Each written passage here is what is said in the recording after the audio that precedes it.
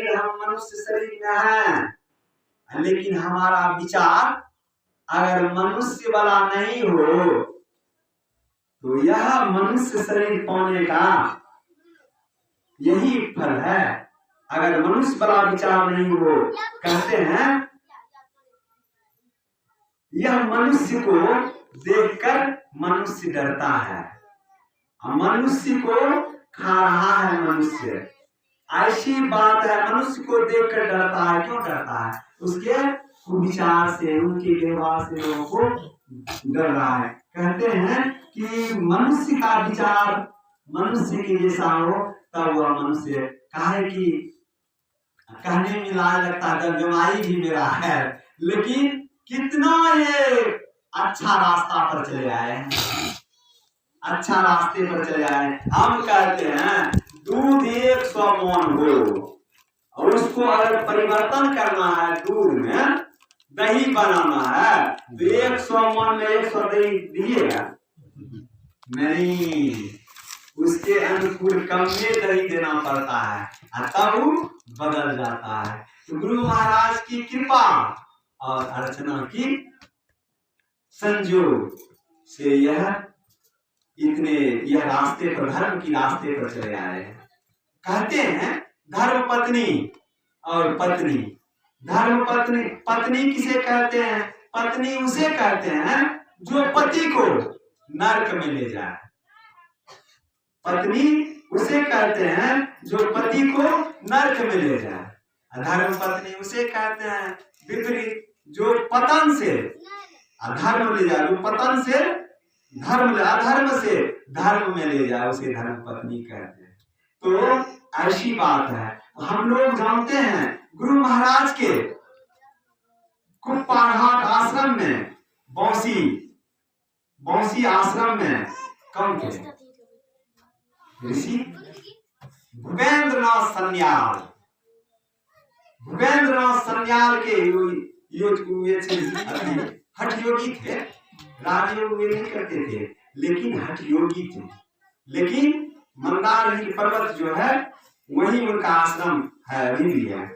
वहीं से कुप्पारहाट आश्रम आए। गुरु महाराज बैठे हुए थे कुर्सी पर। जब गुरु महाराज को पता चला कि भूपेंद्रनाथ सन्याल जी और उनके साथ में उनकी धर्म पत्नी आ रहे हैं, गुरु महाराज अपने से उनका मतलब अति करने लगे, आदर सत्कार की व्यवस्था करने लगे। तब शिष्य जो थे करने देते सारा व्यवस्था की। और जब वे दोनों आए, जब आए तो गुरु महाराज चाहे कि हम उनको प्रणाम करेंगे, वे चाहे गुरु महाराज को हम प्रणाम करेंगे। अब दोनों में ही हो रहा है। तब भूपेंद्रनाथ सन्याल कहते हैं हुजूर आप तो सन्यासी हैं, आप हमसे पवित्र हैं, इसलिए मेरा धर्म होता है मैं आपको चरण छूकर प्रणाम करूं। गुरु महाराज क्या कहते हैं सुनिए। जो ज्ञानी होते हैं, जो पूर्ण संत होते हैं, वे अपने को बड़ा नहीं समझते हैं, वे अपने को छोटा मानते हैं। गुरु महाराज का दस्तखत अभिनंदन ग्रंथ में आप लोग देखे होंगे, वे महर्षि परमहंस सब में लिखते थे ऐसे करके मेही दास, सिर्फ यही लिखते थे मेही दास, सेवक, सत्संग सेवक। तो ऐसे थे, वो अपने को कभी नहीं ऊंचा समझे। तब कहते हैं आप तो सन्यास हैं, आपका चरण छूना मेरा बड़ा अहोभाग्य होगा। तो गुरु महाराज क्या कहते हैं, नहीं नहीं नहीं नहीं, आप जैसे मेरे आश्रम में आए, मेरी दृष्टि जब आप पर पड़ी तो क्या हम देख रहे हैं, एक तरफ भगवान शिव खड़े हैं और दूसरे तरफ माता पार्वती खड़ी है, इसलिए मैं आपको चरण वंदना करूंगा, चरण छूंगा। वाह वाह, देखिए कितना है उनमें शांत शक्ति, अपने को कितना वे छिपा कर रखते हैं। कहते हैं हमको प्रणाम करने दीजिए, कहा नहीं नहीं ऐसी बात नहीं है, आप प्रणाम करने देंगे।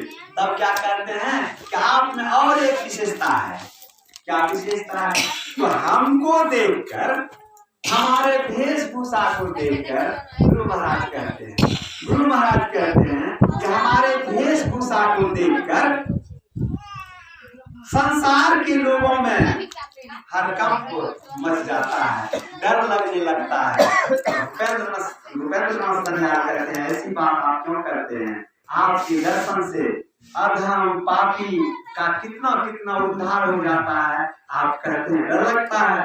कहा कि इसलिए डर लगता है, लोगों के मन में होगा कि बिना सन्यास में आए हुए, बिना सन्यास वस्त्र धारण किए हुए भक्ति नहीं हो पाएगी। लेकिन जब आप लोगों को, जब ये संसार के लोग देखेंगे तो वह खुशी से झूम उठेंगे कि गृहस्था आश्रम में भी भक्ति हो सकती है। इसीलिए अर्चना और ये दोनों की जोड़ी जो है, ये अपने चरित्र को इतना ही करेंगे कि ये दुनिया को दिखा देंगे संत मत क्या है, भक्ति क्या है। तो मैं कह रहा था, गुरु महाराज की इतनी ख्याति थी। गुरु महाराज एक बार गए थे कहाँ? दार्जिलिंग बहुत बड़ा पहाड़ है। वहां जब गए, सत्संग जब समाप्त हुआ तो गुरु महाराज को व्हील चेयर पर टहलाने लगे। तब कहते हैं, भगीरथ जी बोलियो, यहाँ कोई देवी मंदिर नहीं है।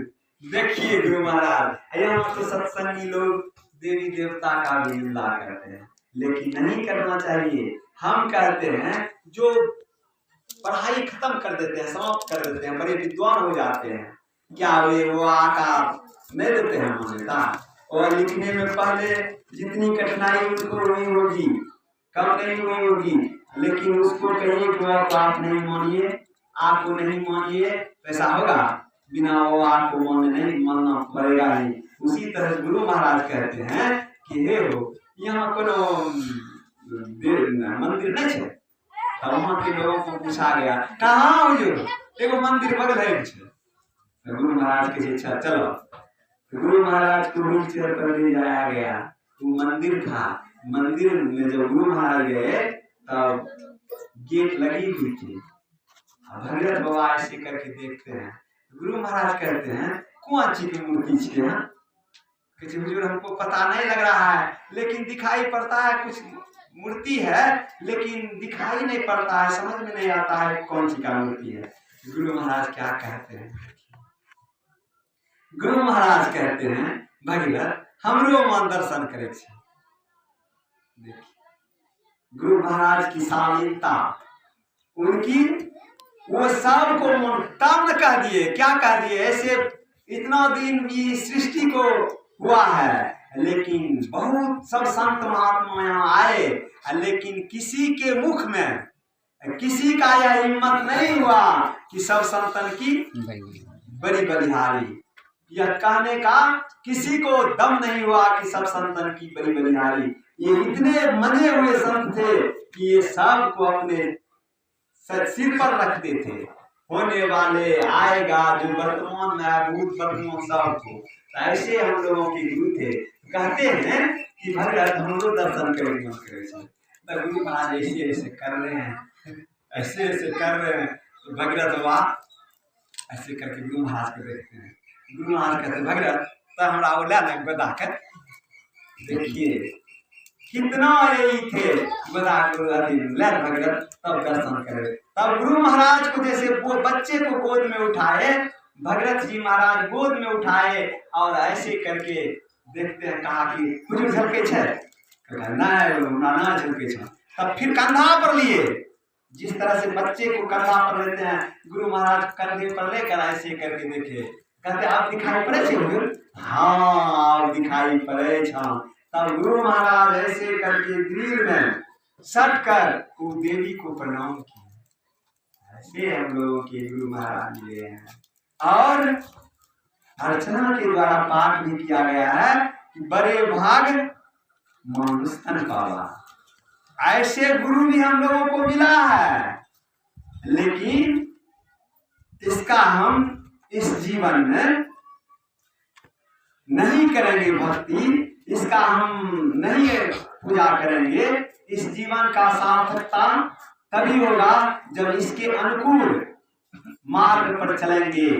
सत्संग नित और ध्यान नित रहिए करत संलग्न हो, बेविचार चोरी नशा हिंसा झूठ करना चाहिए। गुरु महाराज का हिदायत है। तब क्या होगा? यह जो बड़े भाग्य है, क्यों कहा गया है? नीचे में इसका उत्तर है। साधन धाम मोक्ष कर द्वारा, पाई निज परलोक संहारा। यह शरीर में, इस शरीर में साधन धाम और मोक्ष का द्वार है। उपनिषदकार कहते हैं देहस्था सर्व विद्या, देहस्था सर्व तीर्थानि, देहस्था सर्व देवता गुरु वाक्यन लभ्यते। इस शरीर में सभी देवी देवताएं रहते हैं। कितना यह उत्तम शरीर है। इस शरीर को पाकर हम लोग क्या कर रहे हैं? एक महात्मा आ रहे थे, इधर से घसकट्टा जा रहा था। घसकट्टा की जब दृष्टि पड़ी तो उसके मन में हुआ आज यात्रा खराब हो गया। क्यों?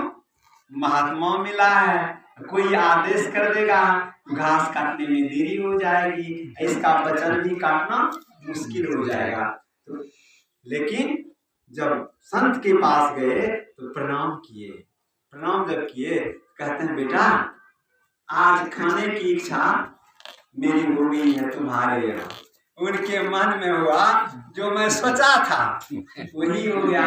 खिलाने पिलाने में तो लेट हो ही जाएगा। अच्छा, संत महापुरुष अगर हमारे यहाँ भोजन कर लेंगे काम बात नहीं होगा, इसलिए वे चला। वहां जब गए कहते हैं बाबा क्या खाइएगा? कहा तुम्हारे घर में क्या बना हुआ है? कहा ये रोटी बना है, वही दे दो ना खाने के लिए। कहा नहीं हुजूर, आपने बड़ा संजोग से आपने हमारे अच्छे आपने बना दीजिए हुजूर, 5 बनी रोटी दाल चावल बनी की बनी बना दिए।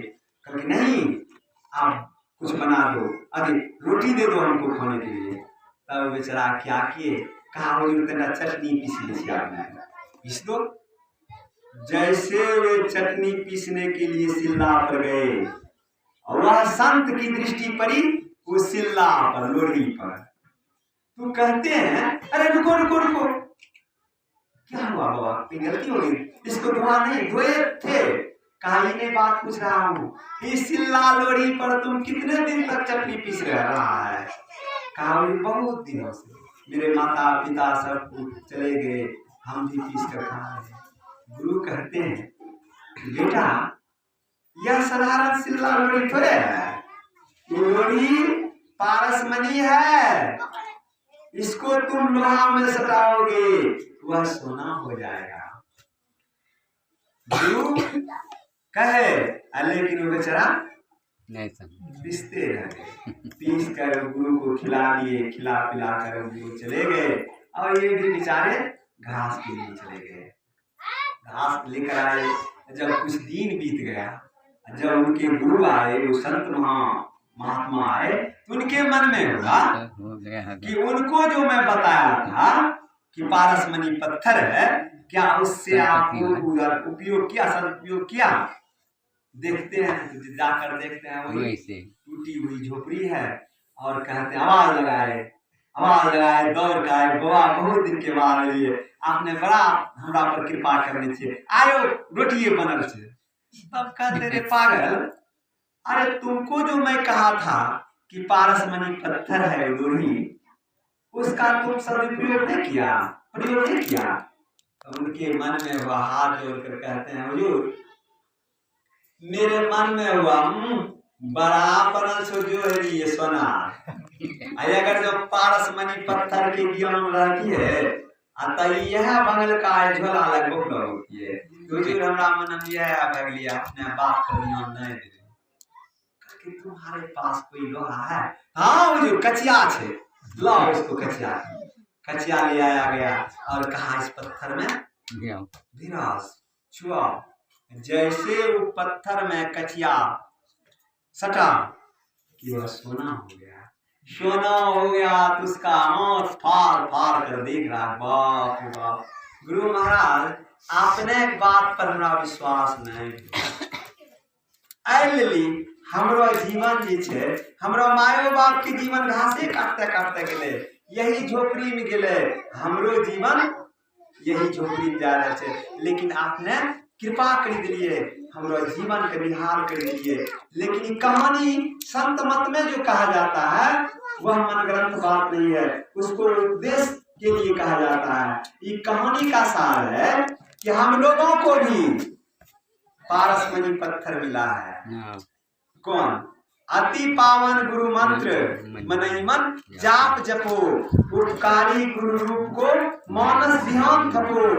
देवी देव समस्त पूरन ब्रह्म परम प्रभु, गुरु में करे निवास कहते हैं संत सबू। उर्माही प्रभु गुप्त अंधेरा छाई रहे, गुरु गुरु करे प्रकाश प्रभु को प्रत्यक्ष रहे। ऐसे मंत्र में शक्ति है, लेकिन हम लोगों को भी पारसमणि पत्थर मिला है, लेकिन इसका हम लोग उपयोग करते हैं, त्रिकाल संध्या करते हैं? नहीं करते। अगर नहीं करते हैं, कहा गया है इस जन्म में अगर ब्रह्म को जान लिया तब तो ठीक है। इस जन्म में अगर ब्रह्म को जान लिया तब तो ठीक है, नहीं तो बड़ी भारी हानि है। हानि क्या? इस मनुष्य के शरीर से दूसरे शरीर में यानी अन्य शरीर में चला जाना, यही हानि है। कुत्ता बिल्ली में चला जाना। आप लोग जानते हैं एक ब्राह्मण आत्महत्या करने के लिए जा रहे थे, आत्महत्या करने पर आरूढ़ हो गए और आवाज लगाए रुको। रुके, देखते हैं नीचा एक सियार। कहते सियार की आवाज आ रही, सियार को तो नहीं बोलना चाहिए। तो कहते हैं क्या बात है सियार भाई? तो कहा तुम क्या करने जा रहे हो? कहा मैं आत्महत्या करने जा रहा हूं। तब वो अपने पैर को पंजा को उठाकर कहते हैं देखो इस मेरे पंजे को देखो। तब ब्राह्मण जो थे, आत्मदेव नाम का ब्राह्मण था, तो जब पंजा में की तरफ दृष्टि की तो देखते हैं उसके पंजे में बहुत कांटा चुभा हुआ है और उससे खून की निकल रहा है। जैसे दृष्टि पड़ी आत्मदेव का ब्राह्मण का, वैसे करके दृष्टि फेर ली। दृष्टि जब फेरी तो कहते हैं देखो तुमको मनुष्य का शरीर मिला है, अनमोल रतन है यह, इसके बराबर कोई शरीर नहीं है। यह सिरताज है, यह 84 लाख योनि का सिरताज है, सरताज है। लेकिन तुम इसको त्यागने जा रहा है। इस शरीर को त्याग कर जब तुम मेरे जैसे शरीर में चला आएगा, जब तुमको यह घाव हो जाएगा, देखते हो इस कांटा को मैं निकाल भी नहीं पा रहा हूं, लेकिन कष्ट भोग रहा हूं। कहीं तुम्हारा जन्म मेरे जैसा शरीर में हो गया तब तुम्हारा क्या हाल होगा? उनका 8-9 दिमाग सुधर गया। बाप रे बाप, ठीक है कह रहा। और उसके बाद अपने पीठ को ऐसे करके दिखाते हैं, कहते हैं मेरे पीठ पर देखो। तो पीठ को जब देखते हैं उस पर बहुत बड़ा घाव था, उसमें पिल्लू खटखट कर रहा है, एकदम खटखट कर रहा है। ब्राह्मण ने देखा, फिर नजर ऐसे कर लिया, कहते हैं समझ रहे हो तुम कहीं इस शरीर में चला आएगा, तुम्हारे पीठ में घाव हो जाएगा, तब तुम्हारा क्या हाल होगा? तब गला से अपना रस्सी को खोला और चले गए। कहाँ? इस शरीर की सदुपयोगिता। कहते हैं खाना पीना सो जाना। अगर इतने में हम लोगों का जीवन रह रहा है तो क्या होगा? खाना पीना सो जाना यह काम है पशु समाना। अगर इतने में हम लोग करते हैं, रहते हैं, तो हम लोग और पशु में कोई अंतर नहीं है। कहते हैं खाए खुराका खूब खाते हैं, खाए खुराका पहन पोशाका जमका बकरा पलता है। अगर खाने में हमारा समय जा रहा है और पोशाक पहनने में हमारा समय बीत रहा है। तब कबीर साहब क्या कहते हैं, खाए खुराका पहन पोशाका जमका बकरा पलता है, आवे जम जाती तोरे छाती उससे तू नहीं डरता है। अरे मूर्ख, एक दिन ऐसा होगा जब तुमको, जिस तरह से एक घर में कुत्ता और बकरा था, और कुत्ता बेचारा को खाते खाते एक टुकड़ा फेंक देता था, कुत्ता बेचारा खाकर उसी में संतोष करता था। लेकिन खस्सी जो था, किसान तो क्या करते थे, अपने साथ में खिलाते थे, गुंजा भी देते थे खूब, लेकिन कुत्ता के मन में होता था कितना मैं वफादार हूँ। सब जानवरों में वफादार कुत्ता होता है, कुत्ता से वफादार और कोई जानवर नहीं होता है। तो वो कुत्ता के मन में हुआ, आधा पेट खाकर भी मैं इसके घर के रखवाली करता हूँ रात दिन, लेकिन खाने की जब बारी आती है, वो खसिया बिछावन, देखिए बकरी सब रहता है ना, बिछाना बिछा दीजिए, तुरंत चढ़ जाएगा, बस तुरंत पैखाना कर देगा, पेशाब कर देगा। लेकिन कुत्ता सब बेचारा देखता था, और कुत्ते के मन में होता था कि यह खसिया कितना ही तंग करता है, बिछाना पर पेशाब पैखाना कर देता है और खा लेता है, वो आटा में भी मुंह दे देता है, लेकिन किसान उसको कुछ नहीं कहता है, प्यार करता है। लेकिन हम भूखे प्यासे रहकर रात भर ड्यूटी करता हूँ, लेकिन मुझे भरपेट भोजन नहीं मिलता है, छोटी सी टुकड़ी देता है, लेकिन बड़ा रात दिन बेचारा सोच में पड़ा रहता था और आंखों से आंसू बहता था। एक दिन की बारी आई, उस किसान के घर में बर्थडे का दिन आया, जन्म दिवस का जब समय आया तो किसी ने कहा, कुतवा उसने का बैठा हुआ था, किसी ने कहा कि आज बर्थडे के और खसिया जो छो आज चलते,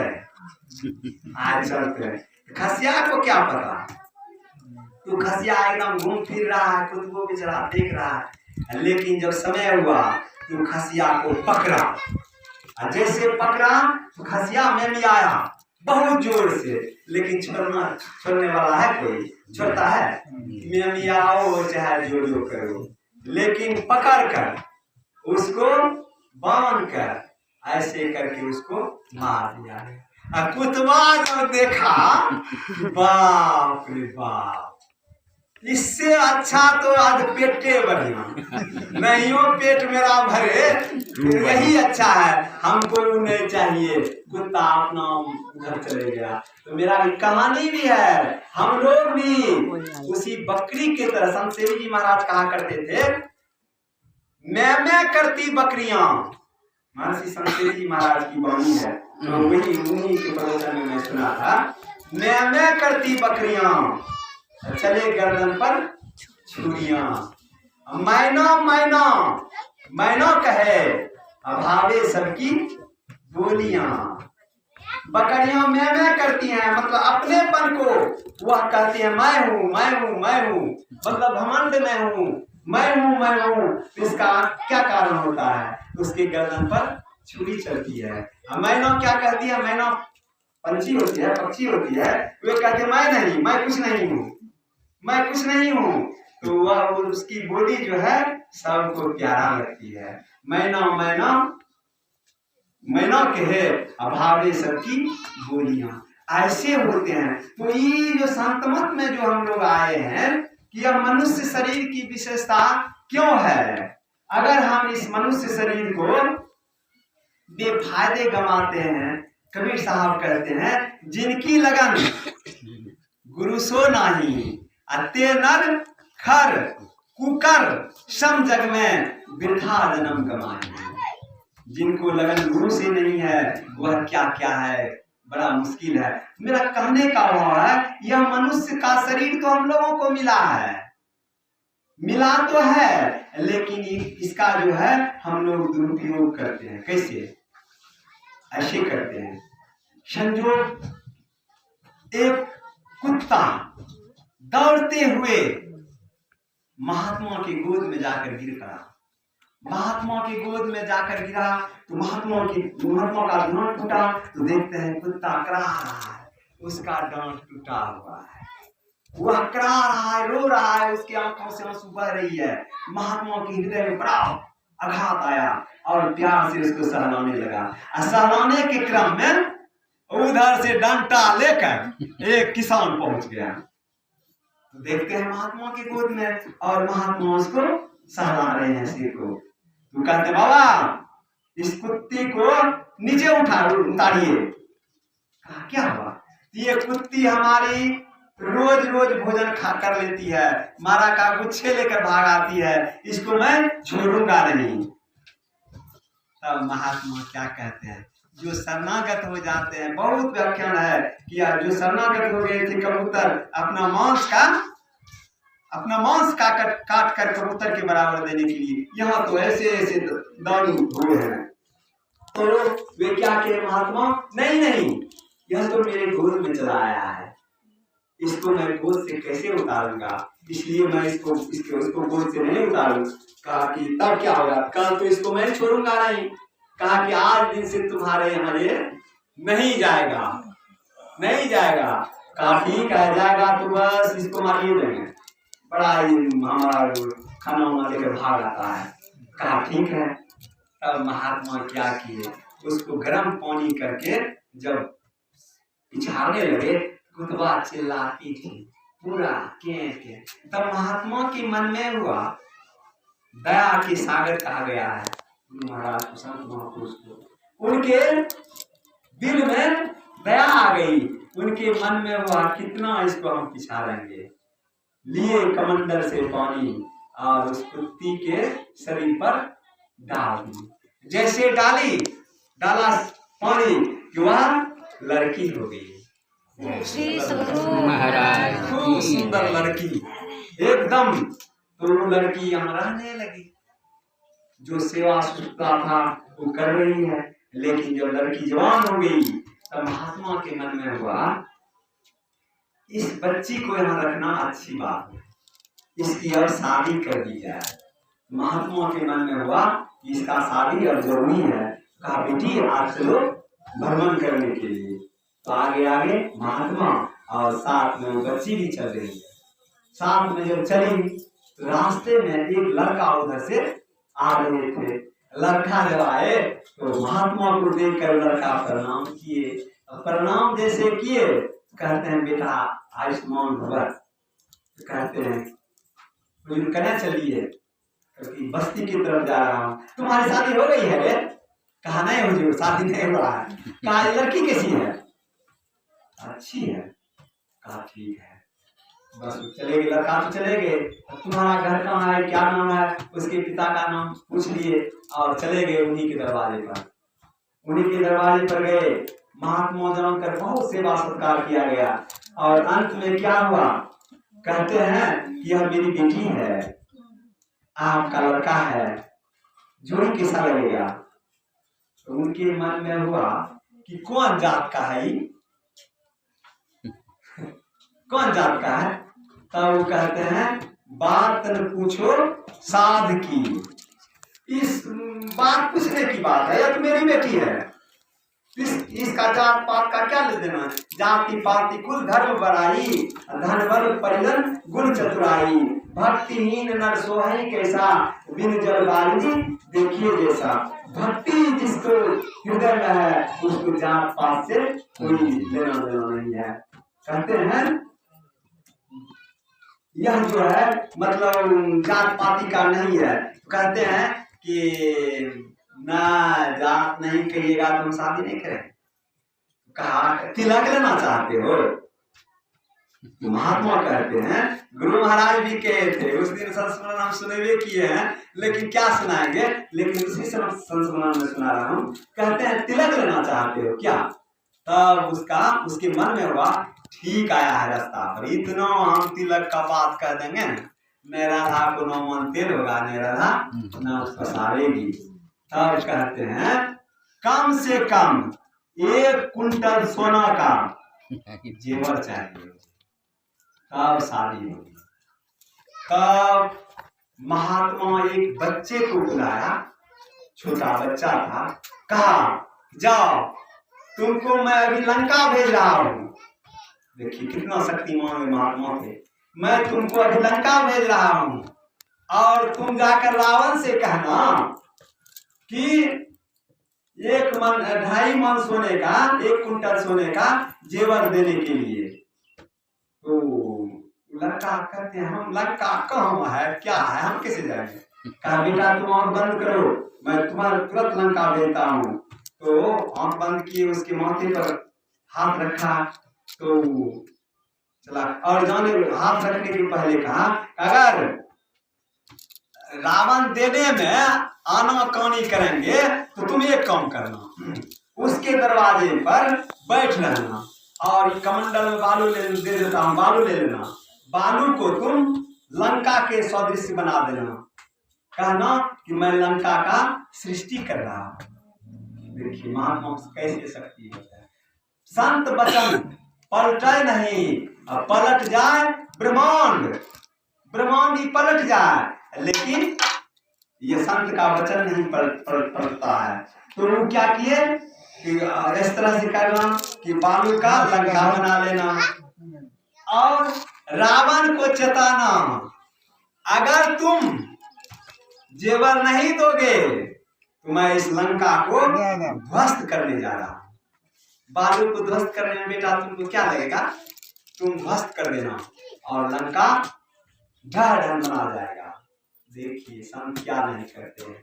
तब वे गए, वहां जब गए तब रावण बैठे हुए थे राज दरबार में, तो हाथ जोड़ कर कहते हैं महाराज आपके पास एक संत महापुरुष ने हमको भेजा है, नाम उसका मैं भूल रहा हूँ, कहा भेजा है आप के यहाँ सोना के लिए 1 कुंटल सोना का जेवर।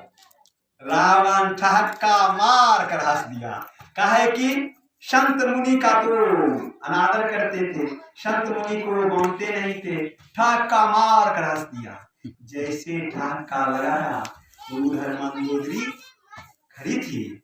मंदोदरी जब खड़ी थी, मंदोदरी के मन में, और तो वास्तव में धर्मपत्नी थी, पतिव्रता नारी थी, पति कैसा भी हो लेकिन पत्नी धर्म पत्नी थी, वह पतिव्रता नारी थी। कहते हैं नाथ क्या बोल रहे हैं, यह छोटा बच्चा को भेजा है, वह भी वहां से भेजा है, कैसे चला आया, आप इस पर विचार नहीं करते हैं, दे दीजिए ना, मैं अपना ही जेवर उतार कर दे देती हूँ। कहा पगली कहेगी जाओ तुम अपने घर में बैठो। कहा नहीं ना, अन्याय हो जाएगा। कहा क्या, इसकी परीक्षा ले ली जाए। तो कहते हैं क्या परीक्षा, कहते हैं कि अगर उस महात्मा में शक्ति होगी तो मैं 1 मुट्ठी चावल इस दरबार में छिड़ती हूँ और यहाँ जो कबूतर है एक भी दाना जो खाएगा तो वह मर जाएगा। उस महात्मा में अगर शक्ति होगी तब रावण हंसते हुए कहते हैं छीटो। तब मंदोदरी छीट दी और ऐलान कर दी जितने भी कबूतर हैं सब आकर दाना चुगो, लेकिन शर्त है अगर तुम लोग दाना चुगोगे तो तुम्हारी मौत हो जाएगी। एक भी कबूतर टस से मस्त नहीं हुआ।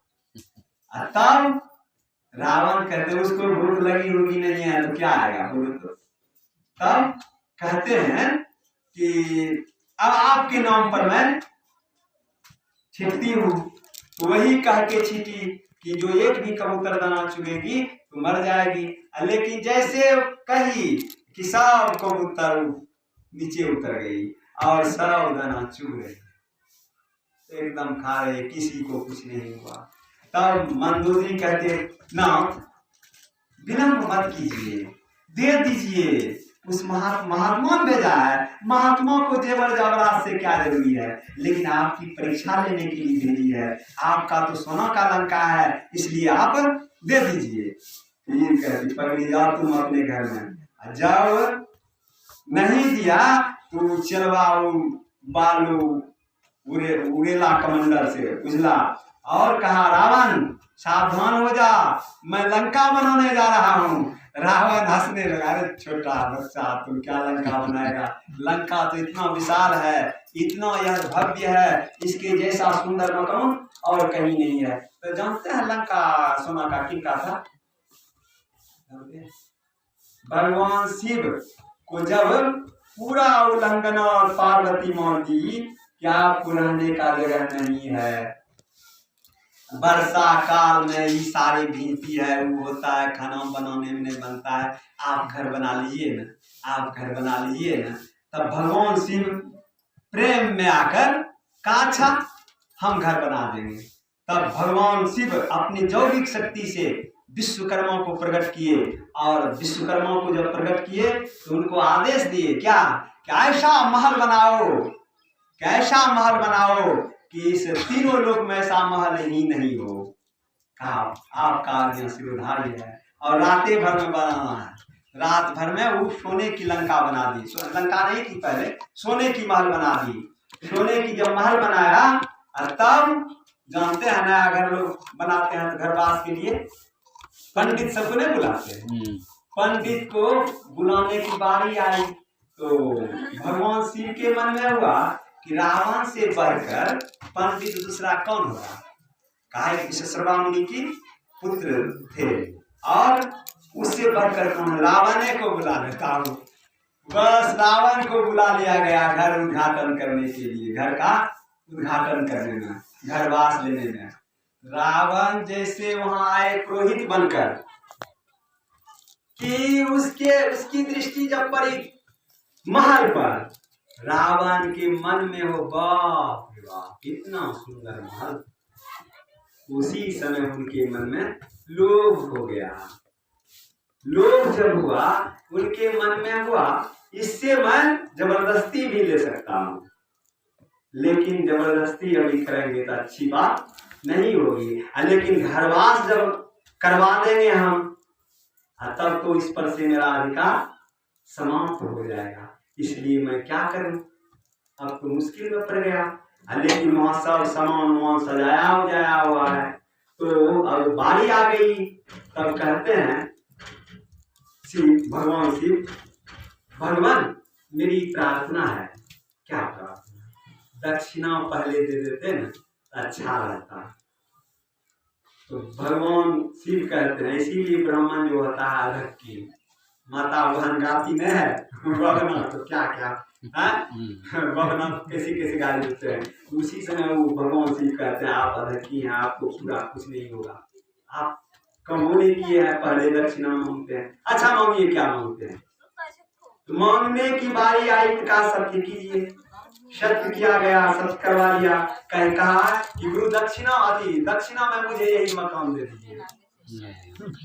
देखिए घरवास करने के लिए अब बस सोने का लंका घोषणा कर गई, तो लंका मकान ले लिए रावण ले लिए। वही भगवान शिव का ही बनाया हुआ रावण का लंका है। तो वो जो लंका बनाने लगा वो लड़का तो हंसने लगा। कहते हैं उधर से मंदोदरी, स्वामी आप उलझ रहे हैं, फिर भी पड़ जाएंगे, बड़ा मुश्किल वाली बात है, आप दे दीजिए सोना। तो फिर से जैसे ऐसे करके बालू को उजला, तो रावण का जो मुकुट था वह मस्तक से नीचे उतरकर नीचे गिर गई। मुकुट जब गिरा, रावण का पसीना पसीना छूटने लगा। कहा नाथ, मैं तो पहले से ही कह रही थी, लेकिन मेरी बात को आप नहीं मानते हैं। नाथ अभी भी देरी नहीं हुई है, मैं अपनी गले का हार उतार कर मैं इनको दे देती हूँ। तुरंत उतार करके मंदोदरी उस लड़का को दिए, और तब लड़का लेकर वहां गए, तब उसकी शादी हो गई। शादी जब हुई, देखिए कहानी क्या कहती है। वो शादी जब हुई तो बड़ा सुखी संपन्न से रहने लगे। लेकिन एक दिन की घटना मैं बता रहा हूँ कि उसके पड़ोस में शादी हो रही थी। शादी में भोज भात हो रहा था। भोज में मांस बना था। मांस जब बना था, जब उसका सेंट, उसका गंध उस लड़की के नाक में गया, तो संस्कार पहले क्या था? कुत्ती। लेकिन उसको मांस प्यारा लगता है नहीं लगता? जैसे उसके नाक में वह सेंट गया, तो पूर्व जन्म का संस्कार उभर आया और वह छटपट करने लगी। छटपट करने लगी, बगल में पति बैठी हुई है, सोए हुए हैं, तो छटपट कर रहे हैं, लेकिन इधर उधर ऐसे कर दिए। पति तो नींद में थे, लेकिन वो बेचारी उठकर चली गई, चल पड़ी। जब चली तो वहां एकदम जा रहे हैं, और उधर से ये बेचारा सोच रही है कि अगर कहीं मेरे पति देव जान जाएंगे कि भोज खाने के लिए गई है, तब तो हमको बड़ा देंगे। बेचारी सोचते हुए जा रही है, लेकिन संयोग से जब खाकर लोग उठते हैं, पत्ता फेंकने के लिए जाते हैं, अब पत्ता फेंकने के लिए आ रहे थे लोग, तो वो तुरंत सोच ली क्या बड़ा अच्छा संयोग है, सांप भी मर जाएगा और लाठी भी बच जाएगी, तो बड़ा सुंदर है, क्यों नहीं इस पत्ते को चाट कर अपनी सुधा को मिटा लूं और चली जाऊंगी पति के नजदीक। बस निर्णय ली और वही गड्ढा में जो पत्ता फेंका और उसी पत्ता को चाटना शुरू कर। तन क्या है? मनुष्य का है, लेकिन कौन? कुत्ती वाली है। वो चाटना प्रारंभ कर दी, चाट रही है, वो थोड़े खाती तब न तुरंत खाकर मतलब चली जाती, और उसका क्षुधा मिटता तभी है ना, चाट रही है। इस बीच में पति देव का नींद टूट गया। नींद जब टूटी तो देखते हैं पत्नी नहीं है। पत्नी नहीं है तो उनके मन में हुआ बाथरूम गई होगी, लेकिन देर हो रही है तो उठकर देखने लगे, देखते हैं बाथरूम में नहीं है। तब उनके मन में हुआ बगल में हो रहा है शादी उदी, उसी को देखने के लिए गई होगी, तब विचार करके जाने लगे कहाँ, उसको खोजने के लिए जा रहे हैं। और जब उस जगह पहुंचे तो और कुत्ता भी उसमें खा रहे थे, और कुत्ता झों किया आपस में, तो इनकी दृष्टि पड़ी गड्ढा में पत्ता कुत्ता के नजदीक। जब कुत्ता पर दृष्टि पड़ी तो उसको लगा कि कुत्ता तो है, लेकिन इसमें एक मनुष्य दिखाई पड़ता है, मनुष्य उसमें क्या कर रहा है? तब खड़ा होकर देखने लगे, खड़ा होकर देखने लगे, देखते क्या है, लगता है वही है। तो कहते हैं कौन हो? तब तो इसको काटे तो खून है। आकर पति के चरणों पर गिर पड़ी और कहते हैं पतिदेव क्या करूंगी, मांस का जो गंध मेरे को लगा, मेरे मन में हुआ, हमको रहा नहीं गया, मैं खाने के लिए यहाँ चली आई।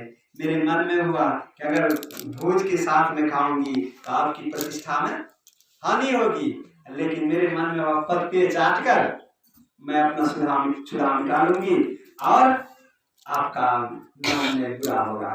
तब बेचारा पति बड़ा सज्जन थे, कहा देवी ठीक कहती, चलो घर ले गया।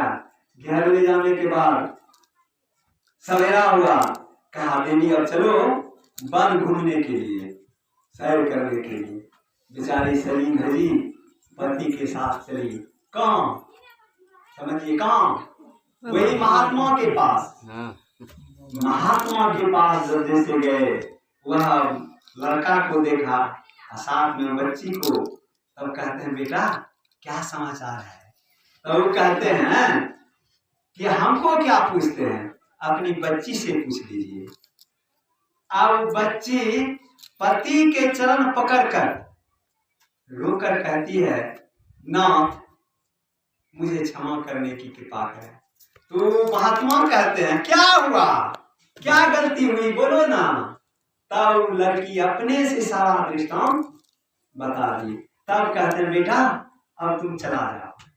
तब कमंडल से पानी ली, अब पुनः उस लड़की पर छींट दी। क्या पुनः मुझको भगा, पुनः वो कुत्ती बन गई। कुत्ती बन गई तो फिर वही कष्ट। तो कहानी का कहने का भाव है कि हम लोगों को जिस तरह से महात्मा कृपा की कुत्ते पर, उसी तरह से आकर 4,84,000 जोनि भ्रमत यह जीव अविनाशी। यह सृष्टि होना कितना दिन हो गया है, उसी समय से हम लोगों का जीव जो है कभी कुत्ता, कभी बिल्ली, कभी जोकटी, कभी कुछ बनते चले आ रहे हैं। हम कहते हैं कोई उल्टी कर देता है, उल्टी करता है तो उसको साफ करने वाली नहीं चाहती है साफ करने के लिए, लेकिन उस बगल में कुत्ता रहता है तो उसको खाने के लिए कोई कहता है, लेकिन अपने मन से वो चला आता है खाने के लिए। कौवा रहता है, कौवा भी खाने लगता है। जब हमारी दृष्टि पड़ती है खाते हुए देखकर तो हम अपनी दृष्टि ऐसे कर लेते हैं, लेकिन विचार कीजिए कि हम भी उस कुत्ता के जोनी में गए होंगे और पैखाना क्या क्या खाते होंगे, लेकिन इसको खाते हुए देखकर परम प्रभु परमात्मा की करुण करी करुणा नर देही देख ईश बिनु हेतु सनेही। यह कष्ट को देखकर परम प्रभु परमात्मा को रहा नहीं गया, इस कष्ट को देखकर रहा नहीं गया तो परम प्रभु परमात्मा की कृपा हुई कि अब की आकर 4,84,000 जोनि भ्रमत यह जीव अविनाशी। यह 84 लाख योनियों में भटकते ये मनुष्य का शरीर मिला है। कहते हैं 1,84,000 भरमी के पॉपर अटका अब की पासा ना फिरे। तो फिर 84 जाए, फिर कुत्ता बनिए, गधा बनिए, उल्लू बनिए, तो ऐसा होना है। तो आकर 4,84,000 जोनी भ्रमता फिरता है और कबहू करी करुणा नर देवी देव इस बिनु हेतु सनेही। करुणा के सागर, करुणा के कृपा निधि हम लोगों को कृपा करके दया करके मनुष्य का शरीर दिया है। किस लिए? भक्ति करने के लिए, गुण गाने के लिए। कोई उपकार हम पर करता है, क्या हमारा धर्म क्या बनता है? उसका गुणगान करना चाहिए। अगर हम उसका गुणगान नहीं करते हैं सो परत्र दुख पावई। अगर हम यह नर शरीर को पाकर अपने मनुष्य शरीर की उपार्यता नहीं देते हैं तो हमारा क्या होगा? कहते हैं सो परत्र दुख पावई सिर धुनि धुनि पछता काल नहीं कर्म नहीं ईश्वर ही मिथ्या दोष लगा। जब विपत्ति आती है तो अपना दोष नहीं देते हैं। उस जन्म में हम क्या करके आए हैं? जब विपत्ति होती है, विपत्ति आती है तो क्या कहते हैं कि ईश्वर ने हमको दोष दिया है। करे बुराई सुख चाहे। उस जन्म में हम बुराई करके आए हैं लेकिन सुख चाहते हैं। करे बुराई सुख चाहे कैसे पावे को अलोटे पर बबूर के आम कहां से हो। हम लगाते हैं पैर और अभिलाषा करते हैं, इच्छा करते हैं कि हमको आम हो, लेकिन सभी अभिलाषा से शुभ और अशुभ कर्म करते हैं। अशुभ भी काम करते हैं तो सुख के ही लिए करते हैं, किससे हमको सुख मिलेगा। लेकिन जब फल भोगने का बारी आती है तो हम रोते हैं। करे बुराई सुख चाहे कैसे पावे को रोटे पैर बबूर के आम कहां से हो। कर भला, अरे भला करो, कर भला होगा भला करके भलाई देख ले, कर बुरा होगा बुरा करके बुराई देख ले। तो यह मनुष्य का शरीर मिला है भक्ति भजन करने के लिए। भक्ति भजन करने के लिए मिला है तो कहा है कर्णधार सदगुरु द्रोणावा। इस शरीर को नाव भी कहा गया है। यह भवसागर से तरने के लिए यह नाव रूपी नाव का काम करता है। नाव में तो मल्लाह होना चाहिए, मल्लाह होना चाहिए। तो हम लोगों का भी संजोग अच्छा है। सदगुरु मल्लाह के रूप में हम कर्णधार सदगुरु द्रोणावा। यह गुरु महाराज है, मल्लाह है, कर्णधार सदगुरु द्रोणावा। दुर्लभ सार सुलभ करी पावा। यह दुर्लभ सार हम लोगों को सुलभ से मिला है। इसको हम लोगों को इस भवसागर पार करने के लिए मिला है। भवसागर यह संसार है तो संसार है तो देख रहे हैं ऐसे पता नहीं लगता है भवसागर का। जब हम आंख बंद करते हैं तो क्या दिखाई पड़ता है? अंधकार। उस अंधकार को अगर कोई चाहे कि नापना है, नाप सकेंगे? उस अंधकार को चाहेंगे गोली बारूद लाठी से भगाने के लिए भगा सकेंगे? नहीं भगा सकेंगे। कहते हैं यह जो है भवसागर है, यह अंधकार क्या है?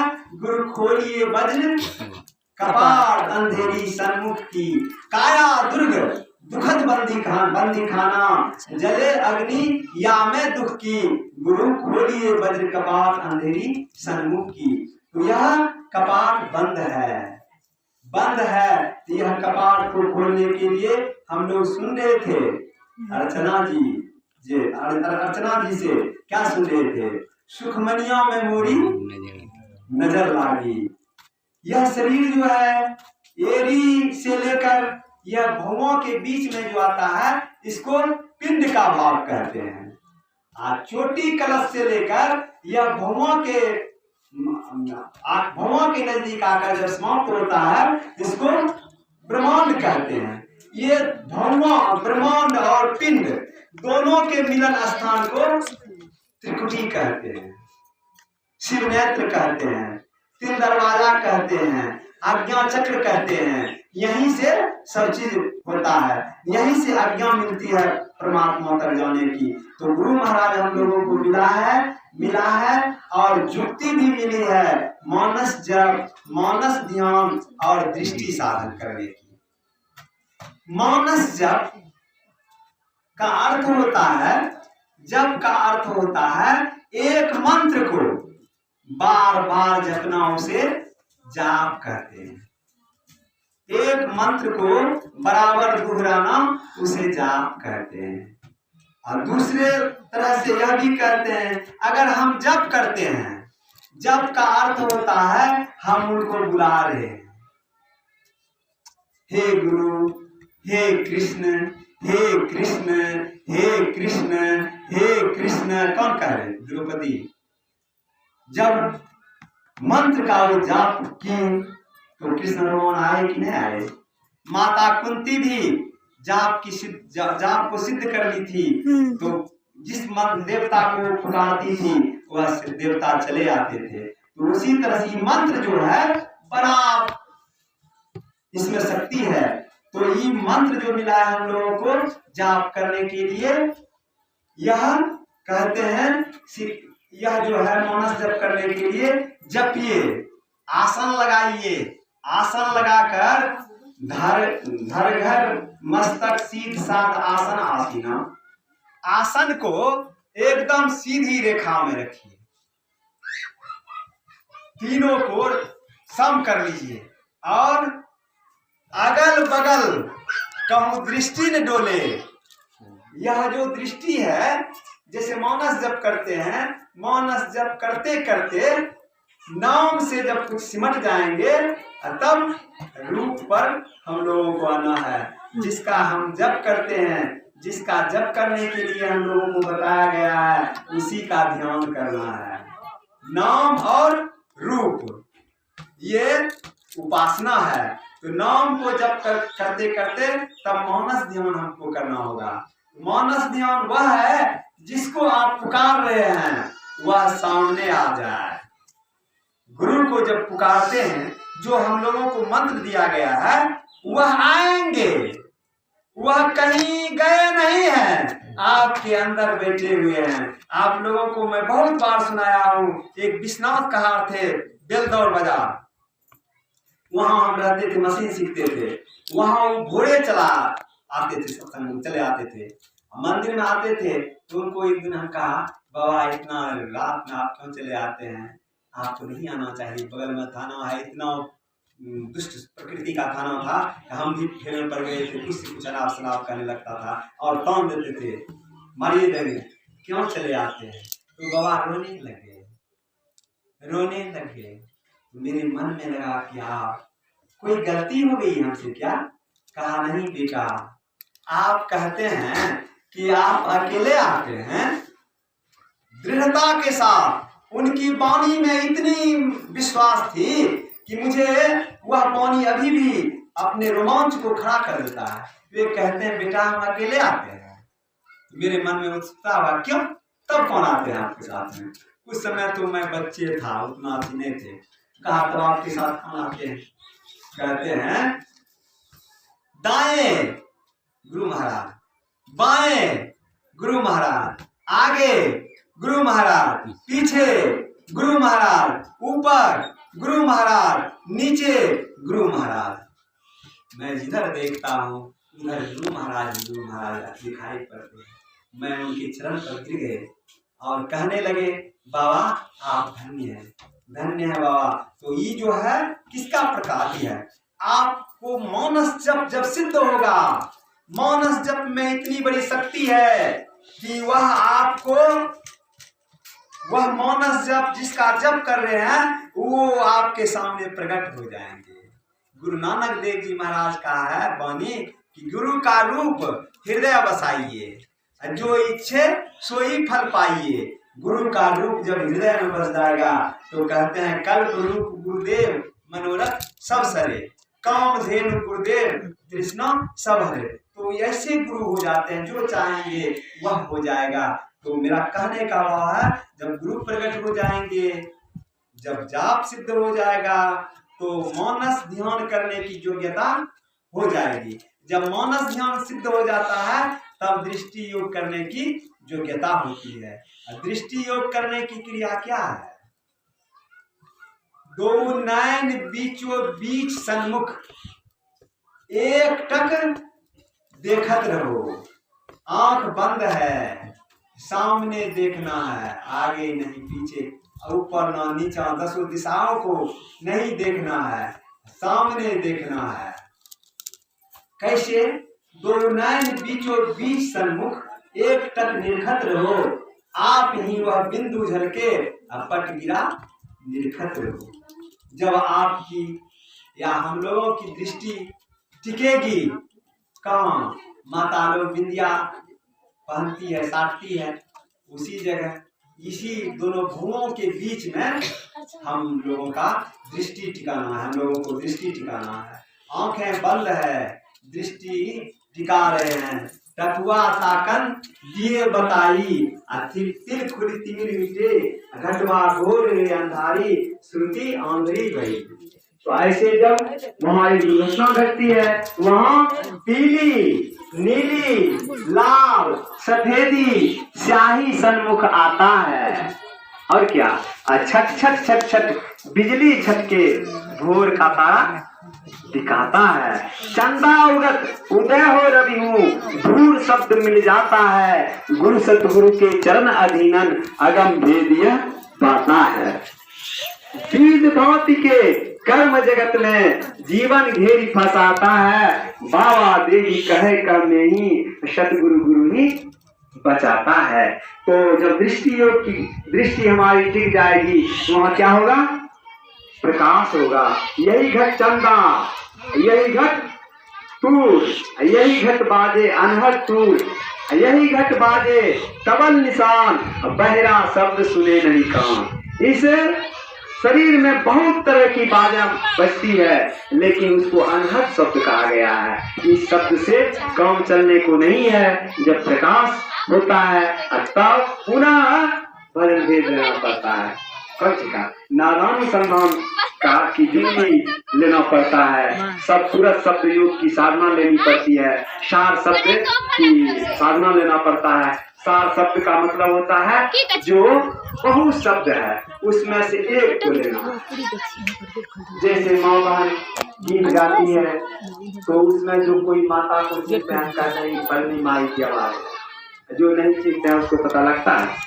उसी तरह से इस शरीर में बाजा बजती है, और जो बाजा जो है पूरा शब्द योग जो क्रिया लेना पड़ेगा, वो कौन शब्द को पकड़ने के लिए कहा गया है? जो परमात्मा से जो शब्द आता है उसी शब्द को अंकित करता है, इसी को पकड़ना है, इसी सूरत शब्द को सुनना है। तब क्या होगा? चुंबक, चुंबक सत्य शब्द है भाई।